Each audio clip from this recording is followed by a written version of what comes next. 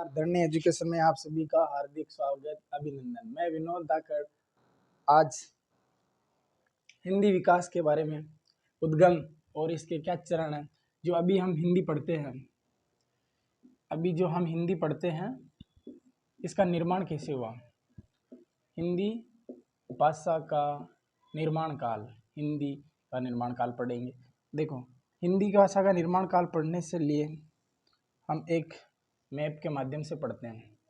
Map के माध्यम में इस तरह पढ़ते हैं क्योंकि देखो, जितने भी आक्रमण हुए ना, वो नीचे की तरफ से हुए नहीं थे, क्योंकि भारत एक प्रायद्वीपीय देश है। ठीक है, प्रायद्वीपीय देश है, क्योंकि हमारे इस तरफ पानी है, तो इस तरफ से कभी आक्रमण हुआ ही नहीं, इस तरफ आक्रमण नहीं हुआ। ठीक है, इस तरफ पूर्व की तरफ से भी आक्रमण नहीं हुआ। उत्तर की तरफ हमारा हिमालय है, जो हमारी हमेशा से सहायता करता रहा। जितने भी आक्रमण हुए हैं वो पश्चिम दिशा से हुए हैं, पश्चिम दिशा से आक्रमण हुए हैं, पश्चिम दिशा से आक्रमण हुए। पश्चिमोत्तर दिशा से आक्रमण होने के कारण इधर से जो आक्रमण करने वाले थे वो थे ईरानी, ईरान के लोग थे, जिसको हम पहले पर्शिया कहते थे। ठीक है, अब ये क्या करते थे कि इधर से आक्रमण करते थे, पश्चिम दिशा की ओर से आक्रमण करते थे।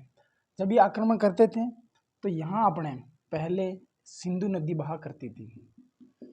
अब इन जो ईरानी लोग थे, इनकी एक खासियत है, ये कभी ना स को स नहीं बोलते थे, स को है ही बोलते थे। तो ये सिंधु नदी को हिंदू नदी बोलते हैं, सिंधु नदी को हिंदू नदी बोलते हैं। और हिंदू नदी के आसपास निवास करने वाले लोग हिंदू कहलाए, और इनकी जो भाषा थी वो हिंदवी कहलाई। हिंदवी से रूढ़ होकर हिंदी बना, हिंदवी से रूढ़ होकर हिंदी बना।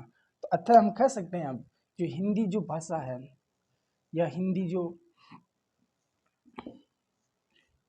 भाषा का जो शब्द है, वो भाषा का जो शब्द है वो ईरानी भी कह सकते हैं हम, पारसी भी कह सकते हैं हम, और इसको हम फारसी भी कह सकते हैं।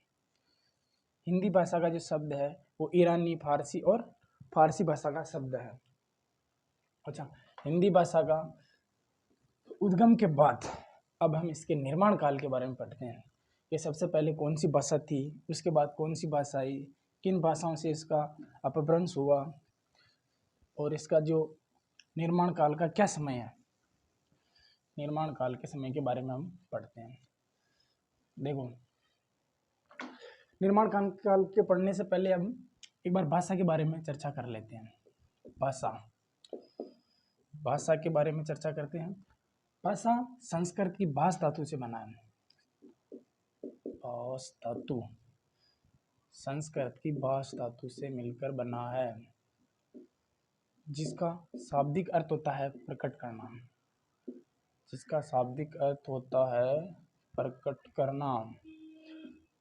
क्या प्रकट करेंगे? भाव और विचार। देखो, अब इसे हम आसान तरीके से समझते हैं कि भाषा भाष धातु संस्कृत से बना है, जिसका शाब्दिक अर्थ होता है भाव या विचार प्रकट करना। देखो, मनुष्य एक सामाजिक प्राणी है, मनुष्य एक सामाजिक प्राणी है, मनुष्य एक सामाजिक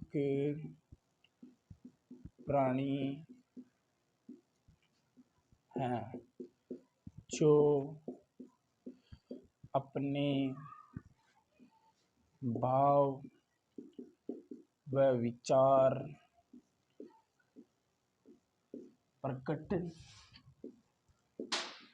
करने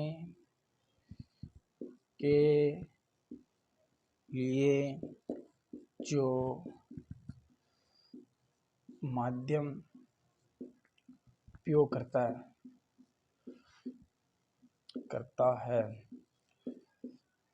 उसे भाषा कहते हैं, उसे भाषा कहते हैं। मनुष्य एक सामाजिक प्राणी है जो अपने भाव और विचार प्रकट करने के लिए जिस माध्यम का प्रयोग करता है उसे भाषा कहते हैं। ठीक है, भाषा के माध्यम देखो किन किन माध्यमों से करता है। 3 माध्यम है भाषा के। पहला बोलकर, जो हमारी अभी आपसे बात हो रही है और हम आपसे कांटेक्ट कर रखा है, पहला बोलकर। देखो बोलकर कर रहे हैं ना, तो ये क्या सरल है, बोलकर जो हम कर रहे हैं ये एक सरल, लेकिन मैं आपको लिखकर भी बता रहा हूँ तो ये थोड़ा सरल भी है और कठिन भी है। कठिन क्यों है? क्योंकि बोलना पड़ता है आसान, लेकिन लिखना पड़ता है कठिन। इसके बाद में अपन करते हैं संकेत है ना, ये सबसे कठिन है, क्योंकि संकेत है ना एक चीज के लिए फिक्स नहीं है, क्योंकि अलग अलग संकेत का अलग अलग अर्थ होता है। अलग अलग संकेत का अलग अलग अर्थ इसलिए होता है क्योंकि जब कोई आदमी रोड से निकल रहा होता है, सामने ऐसे हाथ देने से आने वाले वाहन वाले को ये पता चलता है कि वो मुझे रुकने के लिए बोल रहा है और वो खुद निकल जाता है। उसी तरह हम जब क्लास में हमारी जो अटेंडेंस होती है उस टाइम अपना हाथ खड़ा करते हैं, तो इसका मतलब ये होता है कि हम क्लास में मौजूद हैं। ठीक है, अब भाषा के हमने माध्यम पढ़ लिए, अब भाषा के हम कौशल पढ़ लेते हैं कि आदमी भाषा को पहले किन किन माध्यमों से, फिर इसके बाद में भाषा के कौशल। भाषा के कौशल होते हैं 4। पहले आदमी सुनता है तो सुनना हो गया, दूसरा बोलना, फिर आदमी बोलता है, तीसरा फिर आदमी पढ़ता है, चौथा फिर आदमी लिखता है, लिखना। ठीक है, भाषा के 4 माध्यम हो गए, 3 माध्यम हो गए और 4 कौशल हो गए। पहले आदमी सुनता है, फिर बोलता है, फिर पढ़ता है, फिर लिखता है। जैसे हम कोई गाना सुनते हैं पहले, फिर उसको हम वापस गुनगुनाने की कोशिश करते हैं, फिर हमें लगता है कि यार इसको पढ़ना चाहिए, और फिर हम उसको पढ़ने की कोशिश करते हैं, फिर अगर लगता है कि यार इसको मैं लिख सकता हूँ, फिर हम उसको लिखने की कोशिश करते हैं। ठीक है, ये आप स्क्रीनशॉट या नोट्स बना लेना इनके। इसके बाद में हम भाषा का जो निर्माण काल है, किन किन भाषाओं से हिंदी का निर्माण हुआ है, इसके बारे में हम थोड़ा जानकारी ले लेते हैं। फिर इसके बाद में अपना पूर्ण विचार वाला टॉपिक स्टार्ट हो जाएगा। ये अपना हिंदी का जो बेस है ये कंप्लीट हो जाएगा।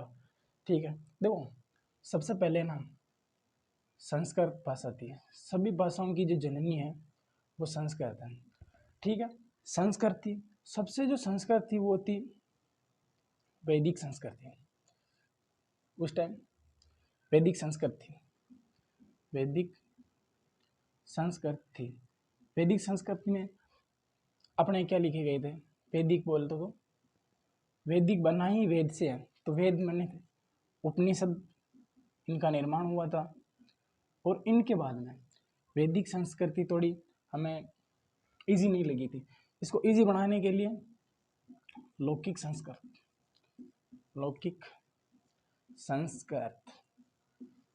इसका निर्माण हुआ। इसके अंदर अपने रामायण, महाभारत इनका निर्माण हुआ। देखो इनका जो हम समय माने तो 1500 ईसा पूर्व से 1000 ईसा पूर्व समय है। इसका अगर समय माने तो वही 1000 ईसा पूर्व से 500 ईसा पूर्व। देखो संस्कृत के बाद में 2 नंबर पे आती है पाली। 2 नंबर पे आती है पाली। पाली भाषा है, इसके अंदर जितने भी बौद्ध ग्रंथ हैं इनका निर्माण हुआ। जितने भी बौद्ध ग्रंथ हैं इनका निर्माण हुआ। फिर इसके बाद में 3 नंबर पर आती है आपके प्राकृत। 3 नंबर पे आती है प्राकृत। जितने भी जैन ग्रंथ थे इनका निर्माण हुआ। 4थे नंबर पर आती है अपभ्रंश। अपभ्रंश और शोर सैनिक के मिश्रण से, शोर सैनिक के मिश्रण से हिंदी का निर्माण हुआ। देखो ये जो शासन काल है हमने वहाँ लिखा था 500 ईसा पूर्व से, अब यहाँ लिख देंगे हम 500 ईसा पूर्व से 1 ईस्वी। ठीक है, अब यहाँ लिख देंगे हम 1 ईस्वी से 500 ईस्वी, 1 ईस्वी से 500 ईस्वी। यहाँ लिख देंगे हम 500 ईस्वी से 1000 ईस्वी। लेकिन हिंदी का जो मानक समय है जो अभी हम पढ़ते हैं, इसका जो मानक समय है वो है 1100 ईस्वी। 1100 ईस्वी ये है अपने हिंदी का कालक्रम।